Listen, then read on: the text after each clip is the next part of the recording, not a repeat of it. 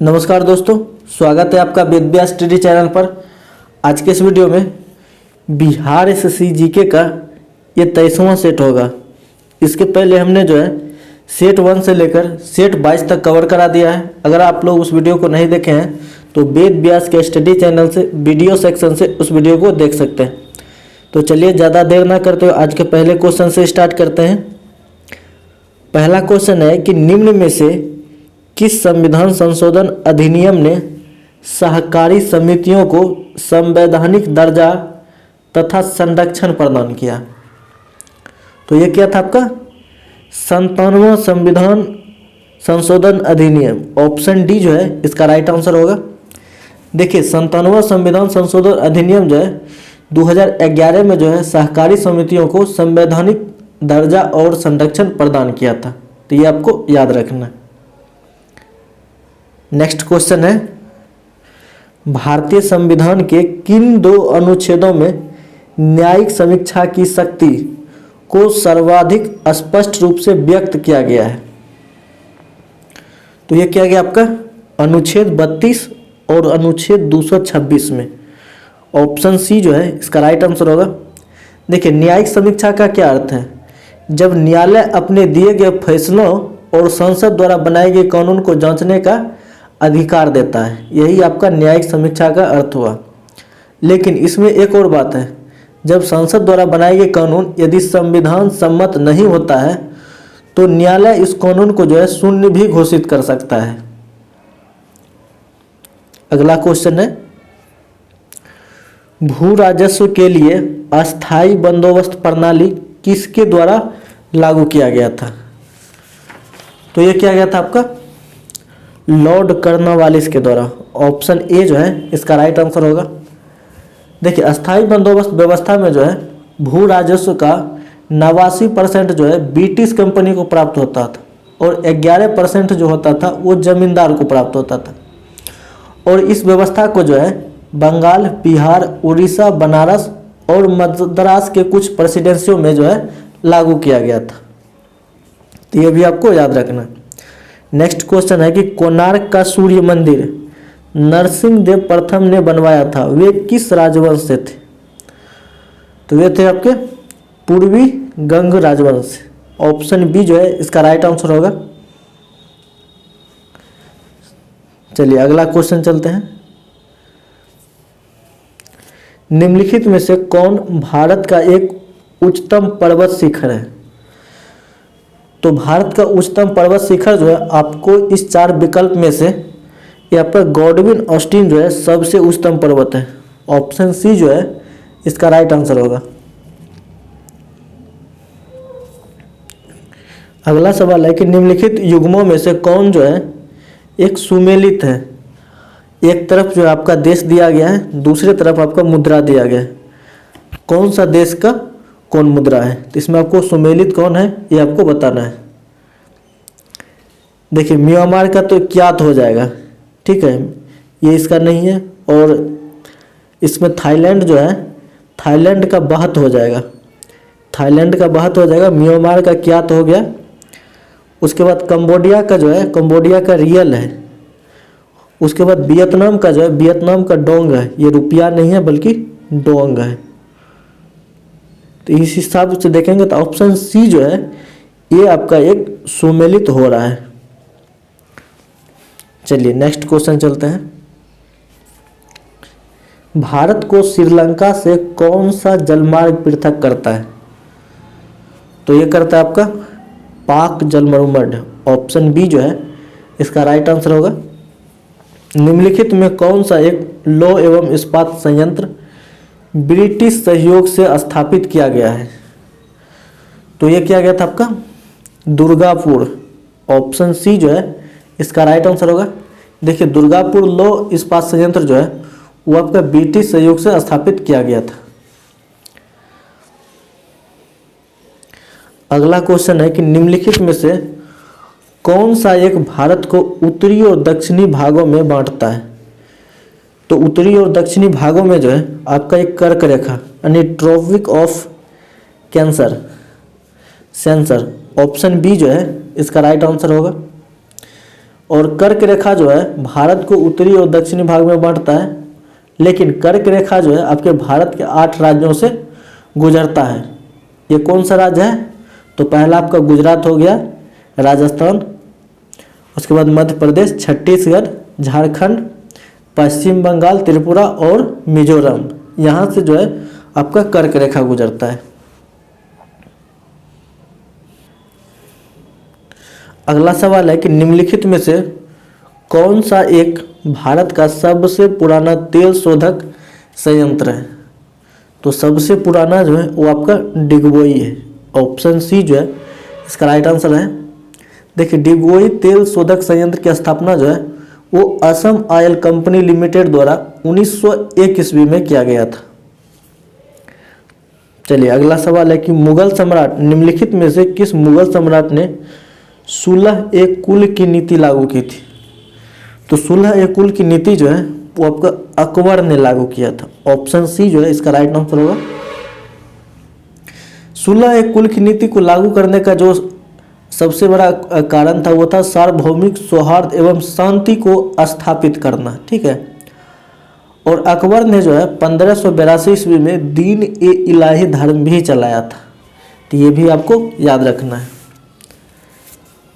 चलिए next question है कि भारत में स्थानीय स्वशासी संस्थाओं के प्रति सजगता दिखाने के लिए निम्न में किसे जाना जाता है? तो ये जाना जाता है आपका लॉर्ड रिपन को। ऑप्शन बी जो है इसका राइट आंसर होगा। देखिए, भारत में स्थानीय जो स्वशासी संस्थाओं के प्रति सजगता दिखाने में जो है आपको लॉर्ड रिपन को जाना जाता है, लेकिन लॉर्ड रिपन का कार्यकाल जो है एक महत्वपूर्ण कार्य जो है आपका 1882 ईस्वी में स्थानीय स्वशासन पर सरकारी प्रस्ताव लाना था। ठीक है, इस प्रस्ताव के तहत जो है आपके ग्रामीण क्षेत्रों के लिए जो स्थानीय बोर्ड होता है उनकी स्थापना और नगर क्षेत्र में आपकी नगर पालिकाएं को स्थापित करना, ठीक है, इनका एक काम था। चलिए नेक्स्ट क्वेश्चन चलते हैं। अशोक के शिलालेखों में प्रयुक्त लिपि निम्न में से कौन से था? तो अशोक का शिलालेख में जो है आपका ब्राह्मणी भी था, खरोष्टी भी था, उसके बाद अरमाइक लिपि भी था। इसका राइट आंसर होगा उपर्युक्त सभी। ऑप्शन डी जो है इसका राइट आंसर होगा।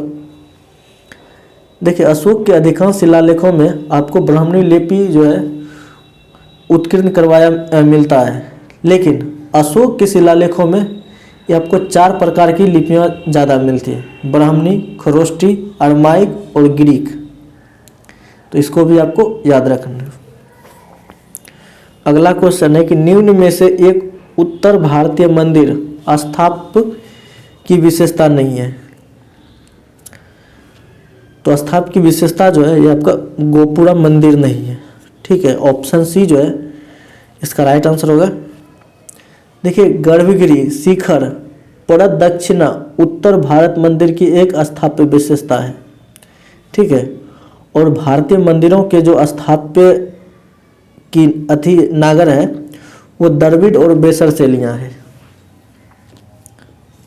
चलिए अगला क्वेश्चन चलते हैं। होयसल की राजधानी निम्नलिखित में से कौन सी थी? तो होयसल की राजधानी जो है वो आपका द्वार समुद्र था। ऑप्शन बी जो है इसका राइट आंसर होगा। और होयसल वंश की स्थापना जो है वो आपका विष्णुवर्धन ने की थी। और होयसल वंश का अंतिम शासक जो था वो वीर बल्लाल तृतीय था, जिसे कि मलिक कफूर ने आपको हराया था। अगला क्वेश्चन है कि भारतीय स्वतंत्रता संघर्ष के संदर्भ में निम्नलिखित में से किसे कांग्रेस का नरम दलीय नेता बताया जाता था? तो ये बताया जाता आपका गोपाल कृष्ण गोखले को। ऑप्शन ए जो है इसका राइट आंसर होगा। देखिए, गोपाल कृष्ण गोखले जो है कांग्रेस के नरम दलीय नेता थे, जबकि लाला लाजपत राय, अरविंद घोष और बिपिन चंद्र पाल जो है ये आपके गरम दल के नेता थे। और गोपाल कृष्ण गोखले जो है भारत के एक प्रसिद्ध स्वतंत्रता सेनानी, समाजसेवी, विचारक और सुधारक भी थे। और गांधी जी जो है गोपाल कृष्ण गोखले को अपना राजनीतिक गुरु मानते हैं। तो ये आपका 3 पॉइंट हुआ, इनको भी याद रखिएगा।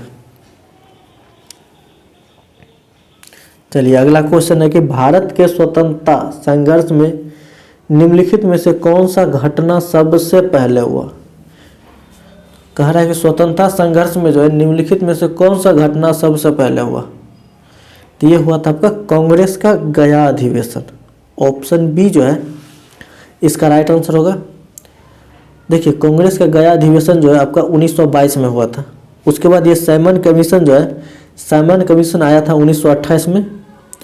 उसके बाद ये गांधी इरविन समझौता जो है ये 1931 में हुआ था। और कांग्रेस का त्रिपुरी अधिवेशन जो है ये आपका 1939 में हुआ था। तो इसीलिए ऑप्शन के हिसाब से जो है कांग्रेस का गया अधिवेशन सबसे पहले हुआ। ठीक है, चलिए अगला क्वेश्चन है,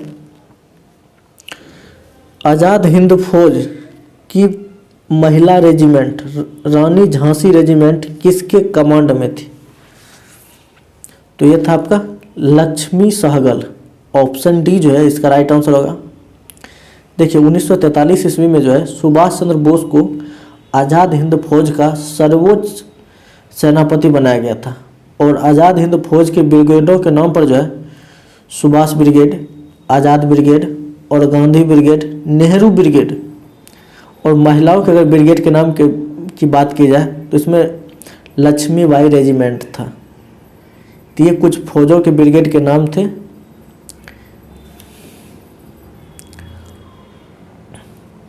अगला क्वेश्चन है कि सिंधु घाटी सभ्यता निम्नलिखित में से किस एक स्थल पर प्राचीन गोदीवाड़ा यानी डॉकयार्ड था। तो ये था आपका लोथल में। ऑप्शन बी जो है इसका राइट आंसर होगा। देखिए लोथल जो है आपका यह जो है वर्तमान समय में गुजरात में जो है भोगवा नदी के किनारे स्थित था। और यह एक बंदरगाह स्थल था। यहाँ से जो है बहुत बड़ा पोतासर है यानी डॉकयार्ड का जो है अवशेष मिला हुआ है। चलिए अगला क्वेश्चन है कि वल्लभाचार्य ने किस दार्शनिक विचारधारा की स्थापना की। तो ये क्या था आपका शुद्धाद्वैत, शुद्धाद्वैत। ऑप्शन बी जो है इसका राइट आंसर होगा। शुद्धाद्वैत यहाँ वाद होना चाहिए। ठीक है, शुद्धाद्वैत वाद। ऑप्शन बी इसका राइट आंसर होगा। अगला सवाल है कि कॉर्केट वंश की स्थापना किसने की थी। तो ये क्या था आपका दुर्लभ वर्धन ने। ऑप्शन बी जो है इसका राइट आंसर होगा। देखिए कॉर्केट राजवंश जो है कश्मीर का एक राजवंश था जिसने गोंड वंश के पश्चात कश्मीर पर अपना आधिपत्य जमाया था। दिल्ली सल्तनत के संदर्भ में सैयद वंश का संस्थापक कौन था। तो सैयद वंश का संस्थापक जो है वो आपका खिज्र खां था। ऑप्शन ए जो है इसका राइट आंसर होगा। और खिज्र खां जो है वो तैमूर लंग का सेनापति था। भारत से लौटते समय जो है तैमूर लंग ने खिज्र खां को मुल्तान, लाहौर और दीपापुर का जो है प्रभारी नियुक्त किया था। खिज्र खां कौन था। तो खिज्र खां जो है ये खिज्र खां का पुत्र मुबारक खान ने जो है शाह की उपाधि धारण की थी।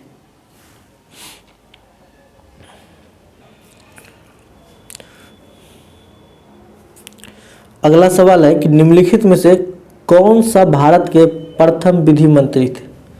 तो प्रथम विधि मंत्री जो है वो आपका डॉक्टर BR अम्बेडकर थे। ऑप्शन सी जो है इसका राइट आंसर होगा। और स्वतंत्र भारत का पहला मंत्रिमंडल जो है 1947 ईस्वी में गठित किया गया था। संघ और राज्यों के बीच वित्तीय आवंटन निम्नलिखित में से किस एक की सिफारिशों के आधार पर होता है। तो ये किया जाता है आपका वित्त आयोग की सिफारिश पर। ऑप्शन डी जो है इसका राइट आंसर होगा।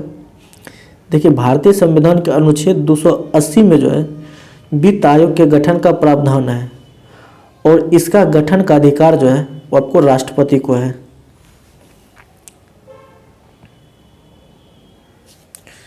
अगला सवाल है कि संविधान के किस भाग में नागरिकता के विवरण दिए गए हैं। तो ये दिया गया आपका भाग 2 में। ऑप्शन बी जो है इसका राइट आंसर होगा। देखिए संविधान के भाग 2 में जो है नागरिकता का विवरण दिया गया है जो कि आपका अनुच्छेद जो है 5 से 11 के अंतर्गत आता है। अगला सवाल है कि निम्नलिखित कथनों पर विचार कीजिए। पहला कथन कहता है कि किसी राज्य में मुख्य सचिव को उस राज्य के राज्यपाल द्वारा नियुक्त किया जाता है। दूसरा कथन कहता है कि राज्य में मुख्य सचिव का नियत कार्यकाल होता है। आपको इसमें से बताना है कि कौन सा कथन सही है। तो इसका राइट आंसर होगा ऑप्शन डी, केवल एक, यानी कि किसी राज्य में मुख्य सचिव को उस राज्य के राज्यपाल द्वारा नियुक्त किया जाता है। कथन ए जो है ये आपका सही है।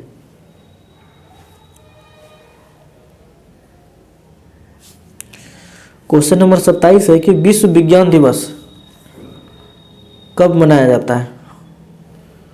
तो ये मनाया जाता है आपका 10 नवंबर को। ऑप्शन डी जो है इसका राइट आंसर होगा। और 28 फरवरी को जो है आपका राष्ट्रीय विज्ञान दिवस मनाया जाता है। विश्व विज्ञान दिवस 10 नवंबर और 28 फरवरी को राष्ट्रीय विज्ञान दिवस। तो आपको दोनों याद रखना है। अगला सवाल है कुशल स्थानीय स्वायत्त शासन के लिए विख्यात दक्षिण भारत का राजवंश था। तो ये था आपका चोल राजवंश। ऑप्शन बी जो है इसका राइट आंसर होगा। और चोल राजवंश का संस्थापक जो था आपका विजयालय था। और इसकी राजधानी कहाँ थी? तो तंजौर या तवांजूर कह सकते हैं। और चोल प्रशासन में जो सबसे बड़ी विशेषता थी वो थी आपकी स्थानीय स्वशासन की।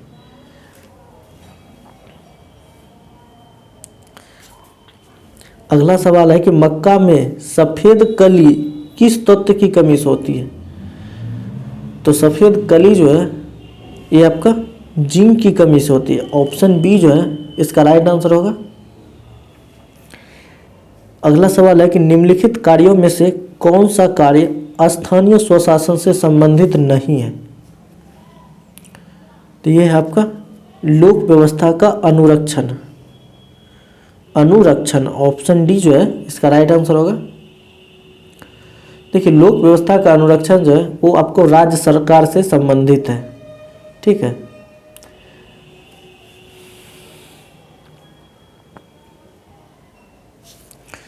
अगला सवाल है कि काली मिट्टी भारत के किस प्रदेश में मिलती है। तो ये पाया जाता है आपका महाराष्ट्र में भी काली मिट्टी पाया जाता है, मध्य प्रदेश में भी और गुजरात में भी। तो इसलिए इसका ऑप्शन होगा डी, उपर्युक्त सभी प्रदेशों में।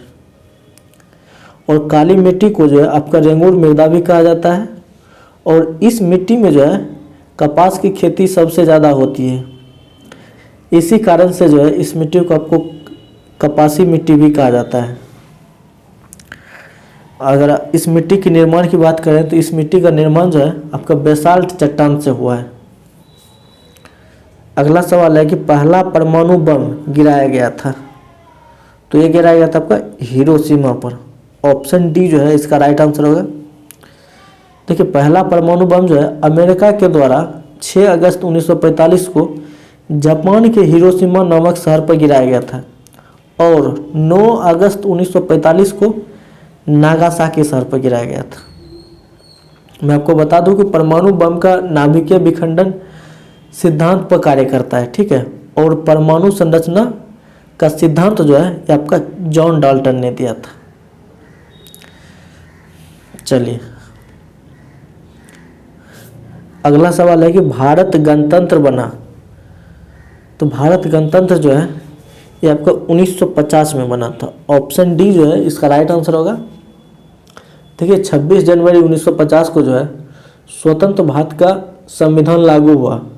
और यही कारण है कि इसे गणतंत्र दिवस के रूप में मनाया जाता है। भारत छोड़ो आंदोलन का वर्ष है। तो भारत छोड़ो आंदोलन का वर्ष जो है वो आपका 1942 है। ऑप्शन सी जो है इसका राइट आंसर होगा। देखिए 14 जुलाई 1942 को जो है वर्धा में कांग्रेस की कार्यकारिणी समिति की बैठक हुई थी। और इस बैठक में जो है आपको भारत छोड़ो आंदोलन का प्रस्ताव पारित किया गया। और 8 अगस्त 1942 को जो है गांधी जी ने बॉम्बे के ग्वालियर टैंक से भारत छोड़ो आंदोलन की घोषणा भी कर दिया। तो ये भी आपको याद रखना है। अगला सवाल है कि मेगास्थनीज भारत आया था। तो मेगास्थनीज जो है ये आपका चंद्रगुप्त मौर्य के शासनकाल में भारत है। ऑप्शन सी जो है इसका राइट आंसर होगा। और मेगास्थनीज जो था ये सेल्यूकस निकेटर का राजदूत था, ठीक है। और इन्होंने अपनी पुस्तक इंडिका में जो है मौर्य युगीन समाज और संस्कृति के विषय में जो है आपका लिखा हुआ था। नेक्स्ट क्वेश्चन है कि कालीबंगा स्थित है। तो कालीबंगा जो है वो आपका राजस्थान में स्थित है। ऑप्शन सी जो है इसका राइट आंसर होगा। चलिए अगला सवाल चलते हैं। दक्षिण भारत की सर्वाधिक प्राचीन एवं समृद्ध भाषा है। तो ये है आपका कन्नड़। ऑप्शन सी जो है इसका दक्षिण भारत की सर्वाधिक प्राचीन एवं समृद्ध भाषा जो है वो आपका तमिल है। ऑप्शन ए जो है इसका राइट आंसर होगा, तमिल। कपास की खेती के लिए सर्वोत्तम मिट्टी है। तो ये है आपका काली मिट्टी।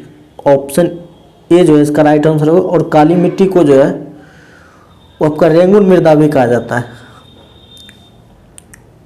देखिए काली मिट्टी में जो है आपका आयरन हो गया, चूना, एल्युमिनियम और मैग्नीशियम की इसका बहुलता होती है। इसका रंग काला जो है वो आपका टेटिनीफेरस मैग्नेटाइट और जीवाश्म के उपस्थिति के कारण होता है। तो ये भी आपको याद रखना है। बृहत संहिता का रचयिता कौन था? तो ये है आपका बारहमिहिर। ऑप्शन सी जो है इसका राइट आंसर होगा। देखिए बारहमिहिर जो है वो आपका गुप्तकालीन भारतीय गणितज्ञ और खगोलविद थे।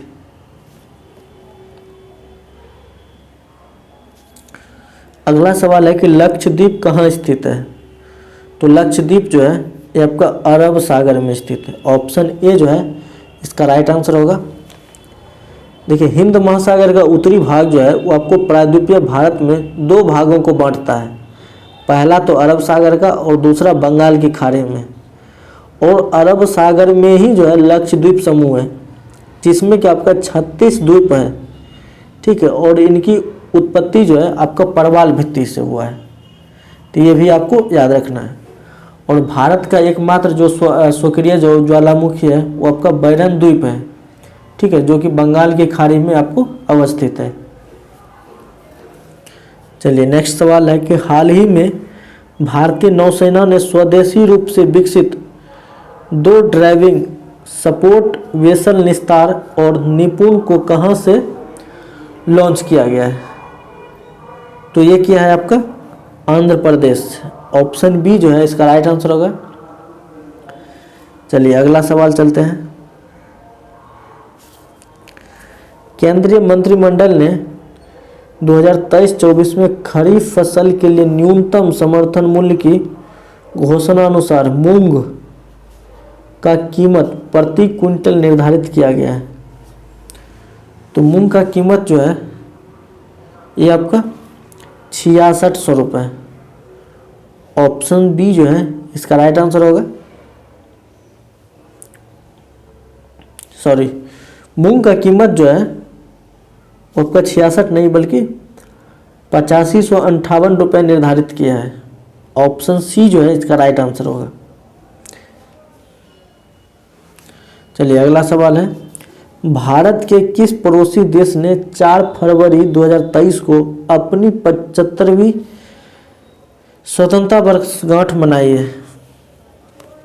तो ये मनाया आपका श्रीलंका ने। ऑप्शन सी जो है इसका राइट आंसर होगा। देखिए श्रीलंका जो है आपका 4 फरवरी 1948 को ब्रिटिश शासन से स्वतंत्रता प्राप्त किया था। तो ये भी आपको याद रखना है।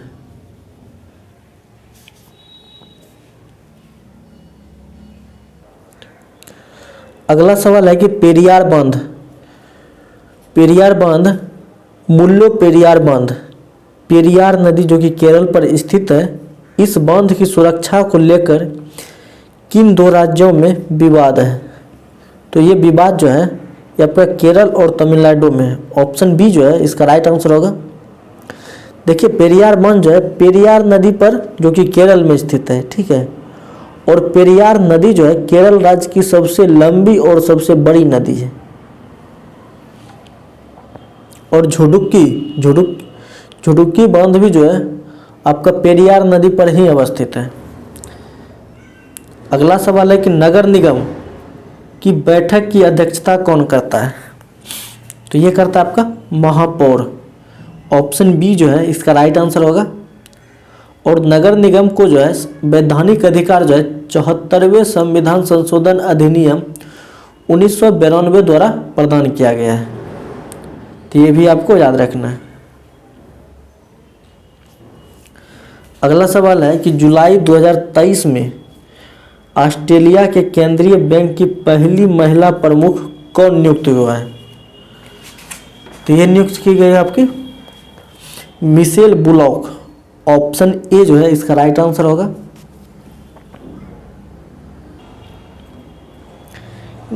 ग्रीडा नामक लोक नृत्य इनमें से किस राज्य से संबंधित है? तो ये है आपका मध्य प्रदेश से। ऑप्शन बी जो है इसका राइट आंसर होगा। और ग्रीडा लोक नृत्य जो है आपका जब क्षेत्र में रबी फसल की बोई जाती है तब इस नृत्य का आयोजन किया जाता है। नेक्स्ट सवाल है कि पेलो जिनका निधन हाल ही में निधन हो गया है किस देश के महान फुटबॉलर खिलाड़ी थे? तो ये था आपका ब्राजील का। ऑप्शन बी जो है इसका राइट आंसर होगा। अगला सवाल है कि बथुकम्मा उत्सव निम्न में से किस राज्य से संबंधित है? तो बथुकम्मा जो है ये आपका तेलंगाना राज्य से संबंधित। ऑप्शन ए जो है इसका राइट आंसर होगा। और इसे जो है आपका फूलों का उत्सव भी कहा जाता है, जो कि आपका 9 दिन तक चलता है। अगला सवाल है कि हाल ही में मई 2023 ने इसरो ने स्नातक और स्नातकोत्तर छात्राओं को अंतरिक्ष विज्ञान एवं प्रौद्योगिकी संबंधी प्रारंभिक प्रशिक्षण देने के लिए कौन सा कार्यक्रम की शुरुआत की है? तो ये किया आपका स्टार्ट कार्यक्रम। ऑप्शन ए जो है इसका राइट आंसर होगा। चलिए अगला सवाल है कि निम्नलिखित में से कौन सा ऊर्जा समृद्ध स्रोत है? ऊर्जा का कौन सा समृद्ध स्रोत? तो ये है आपका लिपिड। ऑप्शन बी जो है इसका राइट आंसर होगा। देखिए लिपिड जो है एक ट्राइग्लिसराइड का बना होता है और लिपिड को ऊर्जा का समृद्ध स्रोत भी माना जाता है। अगला सवाल है कि मानव शरीर में ग्रीवा कशेरुकों की संख्या है? तो ये है आपका 7। ऑप्शन बी जो है इसका राइट आंसर होगा।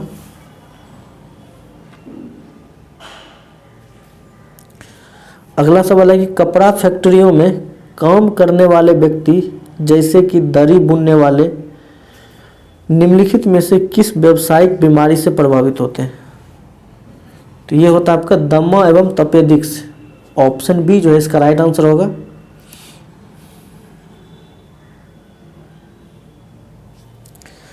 अगला सवाल है कि दो प्रतिरोधकों 2 ओम और 6 ओम को श्रृंखला में अगर जोड़ा जाता है और इस संयोजन को 12 वोल्ट बैटरी से जोड़ा जाता है तो 6 ओम वाले प्रतिरोध में धारा ज्ञात करें।